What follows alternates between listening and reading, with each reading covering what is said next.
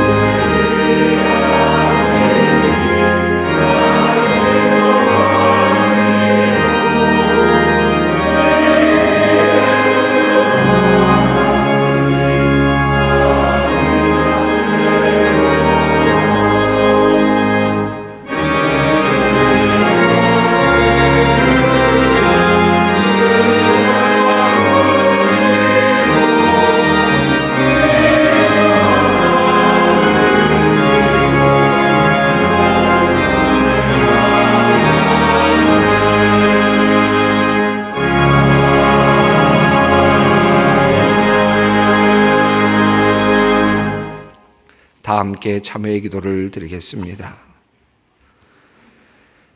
자비로우신 하나님, 주님 앞에 나올 때마다 늘 우리는 죄인입니다. 우리의 본성은 주님을 늘 떠나고자 하며 우리의 욕망은 늘 주님의 명령을 거스르곤 합니다. 하나님은 우리를 향하여 다가오시지만 우리는 주님을 피하고자 늘 떠나고 맙니다. 우리는 늘 교만하여 하나님이 없는 것처럼 살고자 하며 자신의 마음대로 그것을 자유라 부르며 하나님을 떠난 방종의 삶을 살고자 합니다. 하나님, 우리의 허물과 죄를 용서하여 주시옵소서. 생수의 근원을 찾지 않은 채 늘 목말라 하는 우리들, 주님께서 생명의 주가 되심을 알면서도 그분께로 나오지 아니하는 우리들입니다. 헛된 세상의 것들을 마구 주워 먹느라 거드름과 게으름의 배는 불룩 나왔지만 진정 건강한 것 먹지 못하여 몸도 마음도 우리의 영도 정결하지 못한 우리들입니다. 하나님, 우리를 긍휼히 여겨 주시옵소서. 하나님께서 각자에게 꼭 맞는 귀한 것들을 주셨지만 우리는 늘 남의 것을 탐내며 더 가지려 하며 부족하다 불평하는 한없이 철없는 존재들입니다. 주님께서 주신 단 1회의 삶을 충실하게 살아내지 못한 채 주변을 맴돌며 존재하지 못하는 존재로 살아가는 우리를 불쌍히 여겨 주시옵소서. 우리의 교만과 게으름과 분냄과 분열과 사랑 없음을 슬퍼하며 회개합니다. 주님의 보혈로 우리의 죄를 씻으시고 우리를 다시 새롭게 정결케 하여 주시옵소서. 지금은 하나님과 나만이 하는 죄를 생각하며 묵묵히 참회의 기도를 드립니다. 여호와는 긍휼이 많으시고 은혜로우시며 노하기를 더디하시고 인자하심이 풍부하시도다. 아버지가 자식을 긍휼히 여김같이 여호와께서는 자기를 경외하는 자를 긍휼히 여기시나니 이는 그가 우리의 체질을 아시며 우리가 단지 먼지뿐임을 기억하심이로다. 그러므로 주 예수 그리스도 안에 있는 자에게 결코 정죄함이 없느니라. 아멘.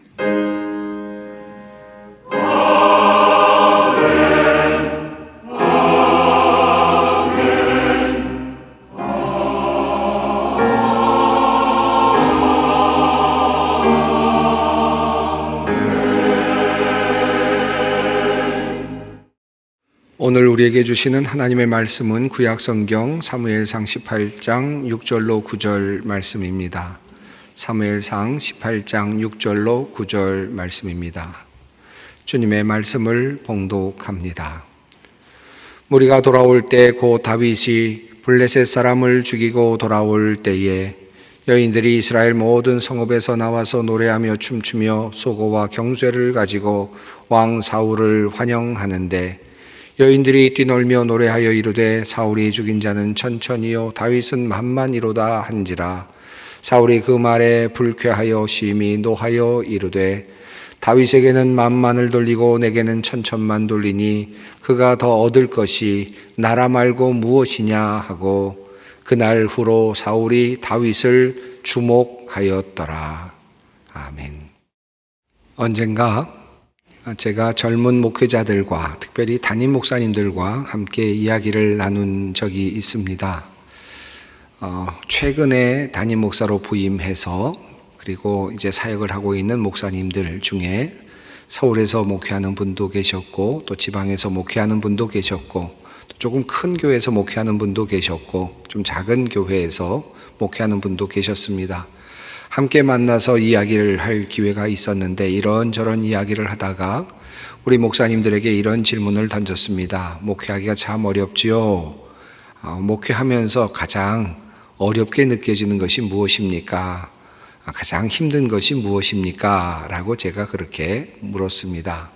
제 마음속에는 새벽 기도라든지 생활고라든지 또는 여러 가지 문제들, 이런저런 문제들이 나오지 않을까 생각하면서 그렇게 질문을 던졌더랬습니다. 그런데 뜻밖에도 일성으로 나오는 대답은 전혀 달랐습니다. 그들은 이렇게 처음 이야기를 했습니다. 제일 견디기 어렵고 힘든 것은 다른 목회자들과 내가 비교되는 것이었습니다. 그리고 또 내가 다른 사람을 비교하게 되는 것이었습니다. 다른 분들은 잘 목회하는 것 같은데 나는 왜 이런 모양인가 라고 생각하게 되는 것. 그래서 나는 지금 이거밖에 안 되는가 라고 하는 그런 절망감에 빠질 때가 제일 견디기가 어려웠습니다. 라고 그렇게 이야기를 했습니다. 이런 마음이 어찌 한두 사람 젊은 목회자들만의 마음이겠습니까? 우리 모두에게 이 마음은 슬그머니 들어왔다가 또 슬그머니 나가기도 하는 그런 마음이 아닐까 생각합니다. 속된 마음이라 그렇게 판단하시는 분들도 계시겠지만 젊은 목회자들까지도 예외 없이 경험하게 되는 그런 비교 의식은 결국 모두에게 불행을 주게 되고 또 힘든 그런 경험을 주게 됩니다.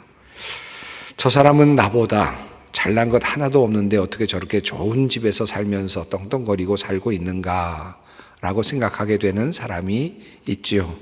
저 사람은 나보다 정말 충분히 못났는데 예쁘지도 않은데 어떻게 저렇게 좋은 남편 만나서 남편의 사랑받으면서 살고 있는가 부러웃기도 하면서 질투가 나는 그런 사람도 사실 있죠. 저 집 아이들은 어떻게 저렇게 잘 길렀나? 우리 아이들은 이렇게 이 모양인데 저 집 아이들은 왜 이렇게 저렇게 잘 자라고 있는가? 어떻게 저렇게 공부를 잘할 수 있는가? 부러운 마음으로 쳐다보게 되는 그런 집들도 꽤 있습니다. 아무리 내가 가진 것이 많이 있어도 남들이 가진 것이 더 크게 보일 때 우리는 의기소침해지고 그리고 부러워하고 시기하고 불행함을 느끼게 되는 것이 사실입니다. 그래서 기독교 변증가인 C.S. 루이스는 이렇게 말했습니다. 현대의 마귀는 비교 의식을 가지고 인간을 유혹한다. 이 비교 의식은 우리를 교만하게 만들기도 하며 절망에 빠뜨리기도 한다.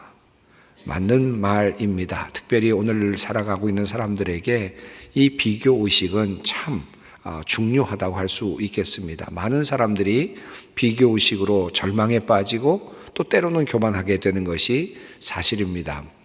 하지만 이 비교라고 하는 것은 사실은 가치 중립적인 개념이지요. 그리고 어떤 하나의 방법론을 의미하기도 합니다. 우리는 비교를 통해서 어떤 것의 장점과 단점을 파악할 수 있고요. 그리고 이 비교를 통해서 더 나은 방향으로 나아갈 수도 있습니다. 그런 면에서 비교는 창조적으로 사용하게 된다면 더 좋은 결과를 만들어낼 수 있는 유익도 많이 있습니다. 특별히 소비주의, 이 자본주의 사회에서는 소비자의 권력이기도 하고 또 소비자의 미덕이기도 하겠습니다.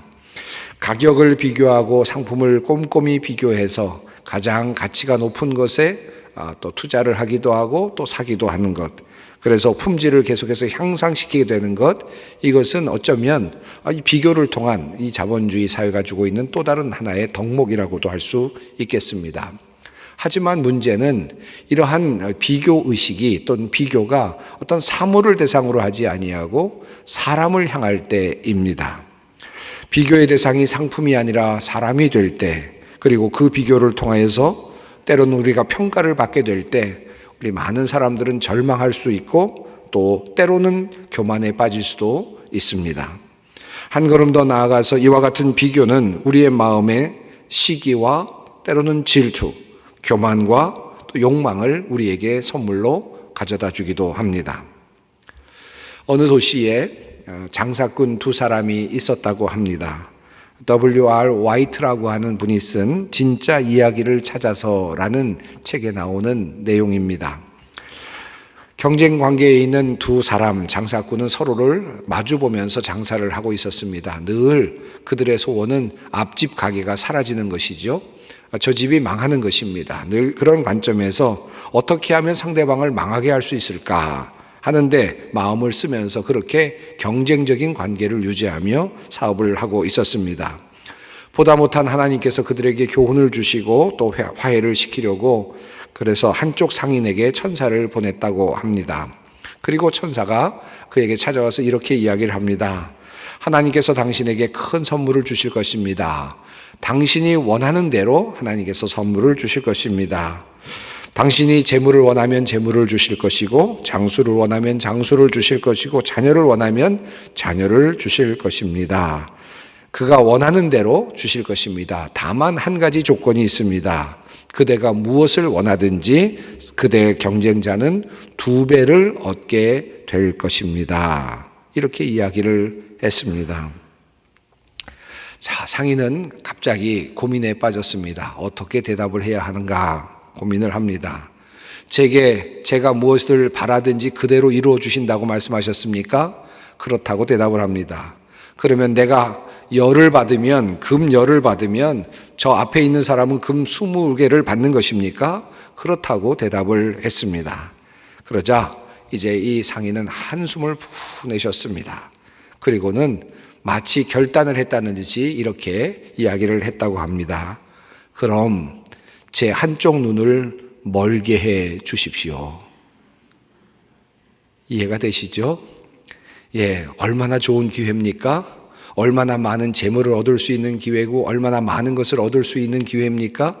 크게 하나님께 요청을 하면 비록 앞에 있는 상인이 나보다 2배를 받을지라도 나도 풍족하게 살 수 있을 만큼 얼마든지 풍요로운 것을 그 천사에게 요구할 수 있었을 것 같은데, 그런데 내 한쪽 눈을 멀게 해달라는 그런 이야기를 하는 상인의 모습 속에서 우리의 숨겨진 우리의 모습, 우리의 마음을 읽게 됩니다.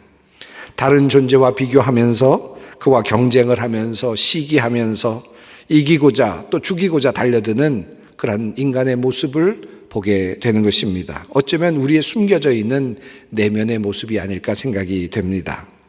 창세기에 아담과 하와가 나오죠. 그리고 아담과 하와를 뱀이 꼬이는, 유혹하는 장면이 나옵니다. 그 유혹의 내용은 이런 것입니다. 내가 하나님이 금하신 선악과를 먹게 되면 내가 하나님처럼 될 것이다. 하나님과 같이 될 것이야 라고 하는 유혹이었습니다. 하나님께서는 인간을 이 에덴 동산을 완전히 다스릴 수 있는 위치에 두셨습니다. 모든 것을 또 다스리고 또 모든 것을 다 관장할 수 있는 그와 같은 위치에 두셨죠. 참으로 높은 위치에 두셨습니다. 하나님 바로 아래 두시면서 모든 것들을 다 관리할 수 있는 모든 권한을 우리 인간 아담과 하와에게 맡겨주셨습니다. 얼마나 귀한 일이었습니까? 그런데 뱀은 그 사이를 파고들면서 이렇게 말합니다. 네가 하나님처럼 될 것이야. 하나님과 한번 경쟁을 해봐. 하나님과 비교해봐. 너는 가진 것이 없잖아. 하나님과 비교하면 너는 아직도 모자라잖아. 하나님처럼 돼봐 라고 그렇게 이야기를 했습니다. 하나님과 경쟁하는 마음을 넣어줌으로써 사탄은 인간을 죄의 길로 끌어들이고 말았던 것입니다. 가인이 아벨을 죽이는 장면도 그렇습니다. 가인과 아벨이 함께 모두가 각각 하나님께 제사를 드렸죠. 그런데 아벨의 제사는 하나님께서 받으셨지만 가인의 제사는 받지 않으셨습니다. 하나님께서 자신의 제사를 받지 않은 것을 보고 알게 된 가인은 분개합니다. 그리고 아벨의 제사를 받으신 것을 보면서 분개했죠. 결국 그 일이 아벨을 죽이는 일로 그렇게 이어지게 됩니다. 아벨과 자기 자신을 비교하는 것으로부터 시작이 됐습니다. 시기가 일어났습니다. 분노가 일어났습니다. 결국은 살인이 일어났습니다. 인간 최초의 살인은 바로 이러한 비교를 통한 시기와 경쟁심에서 일어났다고 성경은 우리들에게 알려주고 있습니다. 오늘 본문 속에도 그와 비슷한 사람의 이야기가 나옵니다. 바로 그 사람의 이름은 사울입니다. 그 사울은 용모가 뛰어났다고 성경은 말합니다. 성경 말씀입니다. 기스에게 아들이 있었으니 그의 이름은 사울이요 준수한 소년이라. 이스라엘 자손 중에 그보다 더 준수한 자가 없고 키는 모든 백성보다 어깨 위만큼 더 컸더라. 어떤 사람들보다 키가 크고 어떤 사람들보다 눈에 띄고 준수한 용모를 가지고 있었던 사울입니다. 누구에게도 뒤지지 않을 사울입니다. 모든 사람들에게 주목을 받을 만한 사울입니다. 그리고 그는 이미 이스라엘의 왕이었습니다. 모든 권력을 가지고 있고 하나님으로부터 세우심을 받았고 기름을 받은 부음을 받은 종이었으며 이스라엘 모든 사람들이 섬기고 있는 복종하고 있는 이스라엘의 왕이었습니다. 무엇이 부족하겠습니까? 하지만 오늘 본문에 따르면 그는 전쟁에서 승리하며 돌아오는 그 행렬 속에서 다윗을 향하여 울려 퍼지는 노래 그 한 가닥에 그만 마음을 쓰고 말았습니다. 그리고 그와 경쟁하는 그런 마음이 생겨났습니다. 다윗을 향한 백성들의 찬가에 마음을 쓰기 시작한 것입니다. 골리앗을 무찌르고 블레셋 군대를 무찌르고 지금 사울과 그리고 다윗의 군대는 예루살렘 성으로 향하고 있었습니다. 전쟁에서 승리하고 돌아오고 있는 행렬이었습니다. 여인들이 나와서 함께 노래를 부르며 군인들을 맞이하고 있는 장면이었습니다. 그때 다윗을 찬송하며 또 함께 승전하여 돌아오고 있는 이스라엘의 왕 사울 왕을 함께 영접하며 찬송하며 부르는 여인들의 노래가 이어졌습니다. 무리가 돌아올 때 곧 다윗이 블레셋 사람을 죽이고 돌아올 때에 여인들이 이스라엘 모든 성읍에서 나와서 노래하며 춤추며 소고와 경쇠를 가지고 왕 사울을 환영하는데 여인들이 뛰놀며 노래하며 이르되 사울이 죽인 자는 천천히요 다윗은 만만이로다 한지라. 이 말을 듣고 사울은 이렇게 또한 말합니다. 사울이 그 말에 불쾌하여 심히 노하여 이르되 다윗에게는 만만을 돌리고 내게는 천천만 돌리니 그가 더 얻을 것이 나라 말고 무엇이냐 하고 그날 후로 사울이 다윗을 주목하였더라. 그날 이후로 사울이 다윗을 주목하였다라는 말이 흥미롭습니다. 이제 다윗이 사울에게는 주목할 만한 대상이 된 것입니다. 비교의 대상이 된 것입니다. 시기의 대상이 된 것입니다. 경쟁자로 여기기 시작한 것입니다. 저만큼 멀리 앞서가고 있었던 사울이 저 멀리 있는 작은 소년과 같은 다윗에게 관심을 두기 시작했습니다. 그리고 그와 비교하며 시기하기 시작했다는 것입니다. 흥미롭게도 바로 이어서 나오는 사건은 앞의 사건과 연관성이 있어 보입니다. 그 이튿날 하나님께서 부리시는 악령이 사울에게 힘있게 내림에 비교하고 그리고 시기하는 마음이 마음속에 들어오자 성경은 하나님께서 그에게 악령을 내리셨다라고 강하게 내리셨다고 그렇게 묘사하고 있습니다. 그는 정신없이 떠들면서 자신의 손에 쥐어져 있던 창을 가지고 다윗을 2번이나 죽이려고 시도를 합니다. 그가 집 안에서 정신없이 떠들어 대므로 다윗이 평일과 같이 손으로 수금을 타는데 그때에 사울의 손에 창이 있는지라 그가 스스로 이르기를 내가 다윗을 벽에 박으리라 하고 사울이 그 창을 던졌으나 다윗이 그의 앞에서 2번 피하였더라. 물론 앞선 16장에서 악령에 시달리는 사울의 모습이 먼저 나오기는 합니다마는 18장에서 다윗과 비교하면서 시기하는 사울의 모습과 그리고 이어서 악령의 임재가 이루어지는 모습이 연결되고 있는 것은 매우 큰 의미가 있습니다. 그날 이후 사울은 마치 악령에 시달리는 것처럼 끊임없이 다윗을 죽이려고 했고 다윗을 향한 시기로 가득 차 있었습니다. 다윗을 죽이기 위해서 안간 힘을 쓰고 있는 모습이 성경에 아주 그대로 잘 드러나고 있습니다. 19장을 보면 사울이 다윗을 죽이라고 명령하는 장면이 나옵니다. 그때는 요나단과 미갈이 다윗을 돕지요. 그래서 다윗이 도망갈 수 있게 했습니다. 21장을 보면 다윗이 도망을 하다가 노베 제사장 아히멜렉에게 가서 먹을 것을 얻어먹고 그리고 골리앗의 칼을 받아서 도망자의 길로 나서게 됩니다.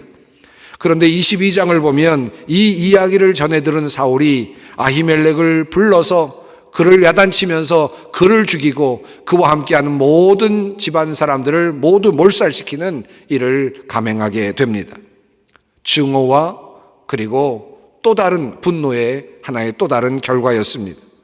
24장에서는 엔게디에 있는 다윗을 잡으러 가고 있고 또 26장에서는 십광야에 숨어 있는 다윗을 또 잡으러 나서고 있는 사울의 모습을 보게 됩니다.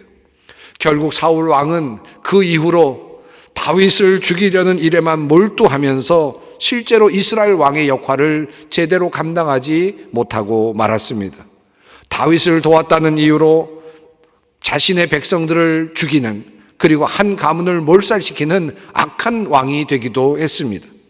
한마디로 말하면 비교의 악령 그리고 시기심의 악령에 사로잡힌 채 살아가다가 하나님께 버림받는 종이 되고 말았다는 말씀입니다. 비교의 마음이 시기와 경쟁의 마음이 결국 사울을 실패자로 만들고 만 것입니다. 자, 그렇다면 사울은 왜 이런 비교의 악령에 시달리게 되었습니까? 어린 아이가 있습니다. 2아이가 집에서 재미있게 장난감을 가지고 놀고 있습니다. 각자 동생은 이 장난감을 가지고 또 형은 다른 장난감을 가지고 재미있게 놀고 있습니다. 그러다가 가만히 보니까 동생이 아주 재미있게 장난감을 가지고 노는 것 같습니다. 그러자 형이 동생이 가지고 있는 장난감을 뺏으려고 달려듭니다. 뺏기지 않으려고 하는 동생과 계속 싸움이 일어나다가 결국은 힘으로 그 장난감을 뺐습니다. 동생은 울다가 다시 저쪽으로 가서 또 다른 장난감을 가지고 놀기 시작합니다. 빼앗은 장난감을 가지고 이 형은 재미있게 놀 것 같았지만 어느 정도는 잠깐 가지고 있는 듯 하다가 그만 흥미를 잃어버리고는 장난감을 내던져버립니다. 그리고는 또다시 동생이 가지고 놀고 있는 그 장난감을 다시 뺏으려고 안간힘을 쓰곤 합니다. 종종 일어나는 그런 장면이죠. 왜 그럴까요?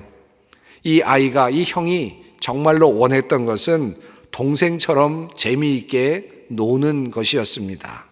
그것이 숨어있는 동기였습니다. 장난감을 빼앗아서 그것을 가지면 자기 자신도 그렇게 재미있게 놀 수 있을 줄 알았습니다. 장난감을 그러나 빼앗았지만 자기 자신은 재미가 없는 것입니다. 동생처럼 자기 자신도 재미있을 줄 알았는데 장난감 빼앗았어도 자기 자신에게는 그와 같은 흥미가 나오지 않는 것이죠. 그러니까 또다시 동생이 가지고 있는 장난감을 또다시 뺏는 것입니다. 아무리 장난감을 뺏어도 동생이 가지고 놀면서 재밌어 하는 것과는 다른 느낌을 가질 수밖에 없습니다. 이와 같은 것이 바로 그 비교의식에 나타나는 부분이라고 할 수 있습니다. 혼자 재미있게 노는 법을 알지 못하고 다른 아이가 노는 것을 보면서 부러워하는, 그래서 빼앗고 싶어하는 것입니다. 한마디로 말하면 형은 충실한 삶을 살아가지 못하고 있는 것입니다. 앞선 가인과 아벨의 경우도 마찬가지입니다. 하나님과 아벨이 제사를 주고받는 그 과정 속에서 그는 부러워함을 봅니다. 하지만 자신은 하나님과의 충실한 관계를 이루지 못했습니다. 가인도 그랬고 아벨도 그랬습니다. 둘 다 하나님께 제사를 드렸죠. 그러나 가인은 하나님 앞에서 하나님께서 기뻐하시는 충실한 제사를 드리지 못했습니다. 아벨이 드리는 제사를 보면서 그것을 보면서 질투하지요. 그리고 분노했습니다. 사실 문제는 자신이 온전하게 제사를 드리지 못한 데서 출발한 것입니다. 그는 하나님께서 기뻐하시는 제사를 드리지 못했습니다. 비교의식과 시기와 경쟁심은 자신이 도리어 충분히 존재하지 않을 때 나타날 수 있습니다. 문제는 자기 자신이 자신의 삶에 대해서 만족하지 못할 때, 그리고 충실한 삶을 살지 못할 때 드러나게 되어 있는 것입니다. 사울도 그랬습니다. 골리앗과의 전쟁 앞에 서 있었을 때 골리앗이 이스라엘 백성을 찾아와서 그 앞에서 전선을 펴고 40일 동안이나 그들 앞에서 그렇게 경고하며 그렇게 싸우자고 요청했을 때 골리앗의 도전에 어느 누구도 나서지 못했습니다. 당연히 사울이 나설 수 있었어야 되었을 것입니다. 사울이 왕으로서, 장군으로서 당연히 전장에 나가야 했었을 것입니다. 그러나 그는 왕답지 못했습니다. 장군답지 못했습니다. 지도자답지 못한 그런 존재가 되어 있었습니다. 그러다 보니까 다윗이 승리를 얻게 되었을 때 비교와 경쟁심이 급속도로 번져갈 수밖에 없었던 것입니다. 다시 말하면 충실하게 존재하지 못했기 때문에 충분하게 존재하지 못한 그 현실이 결과적으로는 비교의식으로 그렇게 나타날 수밖에 없었다는 말씀입니다. 오늘은 이야기를 좀 여러 가지 이야기를 하게 됩니다. 전래 동화 중에 나오는 이야기입니다. 아마 여러분 들으셨을 법한 이야기입니다. 여름 어느 날 석수장이가 돌을 열심히 깎고 있었습니다. 그러다가 귀족이 행차하는 모습을 보게 됩니다. 귀족이 멋진 옷을 입고 행차하는 모습을 보면서 부러워하게 됩니다. 나도 저런 귀족이 되었으면 얼마나 좋았을까라고 생각을 하는 순간 자기 자신이 귀족이 되었습니다. 야, 얼마나 좋은가. 귀족이 되어서 행복하다라고 생각하면서 옆에 따르는 그런 종들과 함께 이 어떤 곳으로 가고 있었는데 햇볕이 그만 쨍쨍 내려 쬐입니다. 뜨거운 햇볕 때문에 그만 짜증이 났습니다. 야, 내가 해가 되었다면 얼마나 좋을까라고 생각을 하자 자기 자신이 해가 되었답니다. 태양이 되었습니다. 야, 태양이 제일 강한 것이구나, 최고구나 라고 생각을 하면서 이제 태양으로, 이 힘으로 살아야 되겠다 생각을 하던 순간 태양 사이에 구름이 그만 가리웠습니다. 야, 구름 앞에서는 태양이 아무것도 힘을 못 쓰는구나 생각하는 순간에 자기 자신이 구름이 되었답니다. 야, 구름이야말로 가장 힘이 센 존재구나 라고 생각을 하는 순간, 그 순간에 바람이 그만 불어와서 그 구름을 모두 몰아내 버렸습니다. 야, 구름보다 더 센 것이 바람이구나 생각을 했죠. 이제 바람이 되었습니다. 바람이 되어서 여기저기를 다니면서 불어댔습니다. 많은 것들이 다 날아갔습니다. 그런데 이제 산에 올라가서 보니까 바위가 있는데 바위에 가서 열심히 바람을 불어도 바위는 끄떡하지 않는 것입니다. 야, 바람보다도 더 센 것이 있구나. 바위가 제일 이 세상에서 힘이 센 것이구나 생각을 하는 순간 바위가 되었답니다. 그런데 바위가 되어서 야, 바위야말로 이 세상에서 가장 강하고 센 것이지 라고 생각하는 순간 석수장이가 와서 그 바위를 쪼고 있더라는 것이죠. 다시 일어나 보니 다시 자기 자신이 석수장이가 되었더라 하는 이야기입니다. 이 이야기가 주고 있는 의미가 뭘까요? 구름, 바람, 태양 모든 것들이 다 강해 보이죠. 대단해 보입니다. 그런데 되어보면 어떻습니까? 약한 부분이 또 있는 거죠. 부족한 부분이 또 있는 거죠. 우리가 어떤 것과 비교해 볼 때 비슷한 경험들을 많이 합니다. 야, 저거는 가장 큰 것 같다, 최고 같다, 부러워할 만하다 생각하지만 정작 그것을 가져보면 또 그 안에 있는 또 다른 약점이 보이고 부족한 점이 보이게 마련입니다. 우리가 비교하는 것은 그러므로 전체가 아닙니다. 그와 하나의 일부분만을 보면서, 한순간을 보면서 부러워하기도 하고 또 갖고 싶어 하기도 하는 것입니다. 공부를 잘하는 아이가 있습니다. 야, 저런 아이가 내 아이면 얼마나 좋을까 부러워하고 비교합니다. 우리 집 아이는 왜 이렇게 공부를 못할까 라고 비교를 합니다. 그러나 그 공부 잘한다는 아이의 그 괴팍한 성격을 아는 사람은 아마 부모밖에 없을 것입니다. 아름답고 멋진 사람이 있습니다. 얼마나 아름답고 멋진 사람인지 사람들이 지나갈 때마다 쳐다봅니다. 야, 나도 저 정도로 아름다운 사람이면, 미인이면 얼마나 좋을까, 그렇게 생각을 하지만 그가 위장염으로 그렇게 매일같이 고생하며 아무것도 먹지 못하고 살고 있는 줄 아는 것은 아무도 아마 없을지도 모릅니다. 멋진 옷을 입고 좋은 차를 타고 나온 부잣집 사모님 같지요. 그러나 그가 남편 때문에 얼마나 마음의 고생을 하고 있으며 가정폭력으로 시달리고 있는지 아는 사람은 없을지도 모릅니다. 오늘을 충실하게 살지 않으면 우리는 언제든 비교라는 그 이름의 악령에 시달릴 수밖에 없는 것입니다. 가족들이 모이면 종종 비교를 하게 될 때가 있죠. 자녀도 비교하고, 그리고 이런저런 것들을 비교할 때가 있습니다. 비교라는 이름의 악령에 사로잡히지 않으셨으면 좋겠습니다. 어떤 분들은 자신의 과거로 돌아가서 과거의 것과 자기를 비교하면서 마음이 슬픈 사람들이 있습니다. 절망하는 사람들이 있죠. 과거의 젊음, 과거에 누렸던 인기, 과거에 가졌던 그 활력, 이런 것들과 비교하면서 오늘을 살아간다면 오늘을 놓치게 되는 것이며 오늘을 충실하지 못하게 살아가는 결과가 될 것입니다. 우리가 다른 사람과 비교하며 다른 사람을 시기하거나 그 사람과 경쟁하며 미워하게 된다면 그것은 궁극적으로는 하나님을 미워하는 셈이 됩니다. 왜냐하면 다른 사람이 가진 것을 질투하고 시기하는 것은 그렇게 만드신 하나님을 인정하지 않는 것과 같기 때문입니다. 인간에 대한 질투가 아니라, 인간에 대한 시기가 아니라 그렇게 만드신 하나님을 향하여 반항하는 것과 같습니다. 우리 모든 인간은 하나님의 피조물이며 하나님께서 뜻을 가지고 만드신 존재들입니다. 하나님은 완전하시지만 우리 인간은 불완전합니다.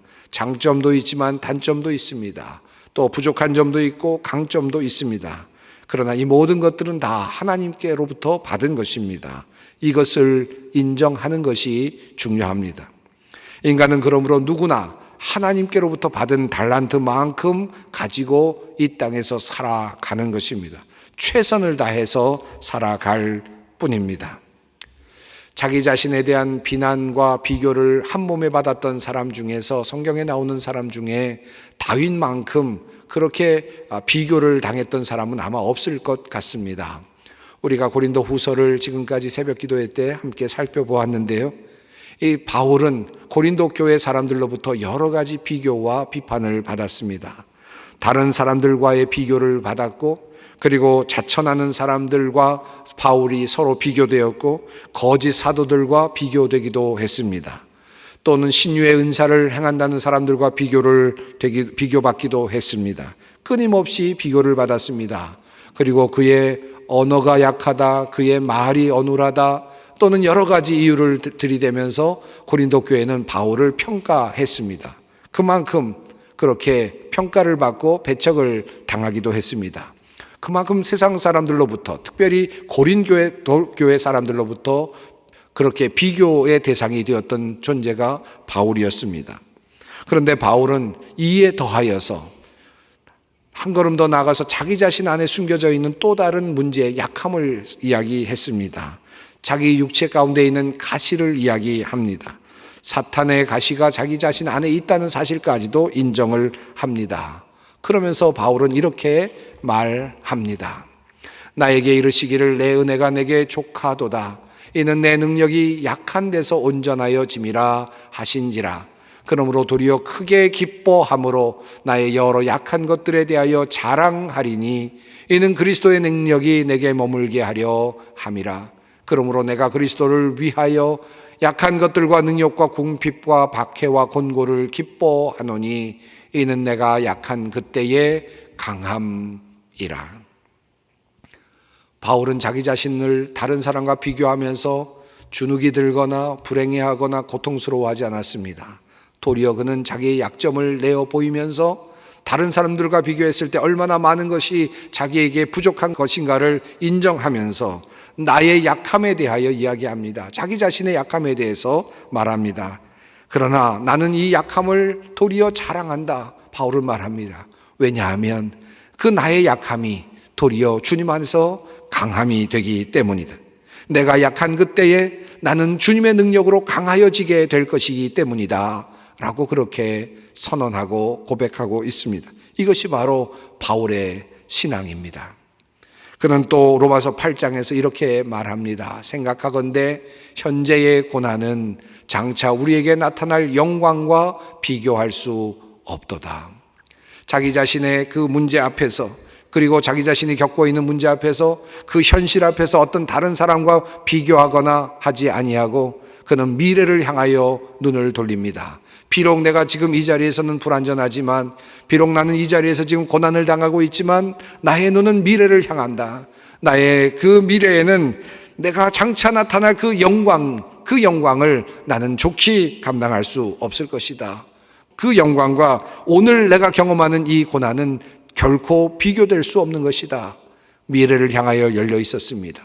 그리고 그는 현실에서 어떤 것과 비교하기를 멈추어 섰습니다. 우리에게 부족함이 있는 것은 우리로 하여금 하나님을 의지하게 하기 위함입니다. 그리고 우리가 이렇게 힘들고 어려움을 견딜 수 있는 것은 하나님께서 장차 우리에게 주실 큰 영광을 또한 사모하기 때문입니다. 사랑하는 성도 여러분, 비교하지 마십시다. 하나님께서 나를 이렇게 지으셨습니다. 그리고 하나님께서 나를 보시고 보시기에 좋았다라고 감탄까지 하셨습니다. 이 감사함으로, 기쁨으로, 찬양함으로 주님 앞으로 나아가십시다. 우리 주님은 각자의 자리에서 스스로 감탄하며 꽃을 피우고 열매를 맺는 이들을 기뻐하십니다. 기도하겠습니다. 거룩하신 하나님, 우리를 각각 다른 모습으로 지으시되 하나님의 형상을 따라 지으신 주님, 우리의 모습을 보시며 기쁨을 이기지 못하여 하심을 믿습니다. 다른 이들과 비교하며 마음 상하거나 교만하지 않게 하시고 나의 과거와 비교하며 슬퍼하지 않게 하옵소서. 오늘을 충실하게 살아내게 하시고 하루하루 주님과 동행하며 아름다운 삶을 살아내게 하옵소서. 예수님의 이름으로 기도드리옵나이다. 아멘. 우리 주 예수 그리스도의 은혜와 하나님의 사랑하심과 성령님의 교통하심이 들에 핀 백합화처럼 산속에 서 있는 소나무처럼 자신의 자리에서 충실한 삶을 살아내기 원하는 주님의 백성들 위해, 소망의 성도들 위해, 이 나라와 민족과 역사 위에 항상 함께 하시기를 축원하옵나이다. 아멘.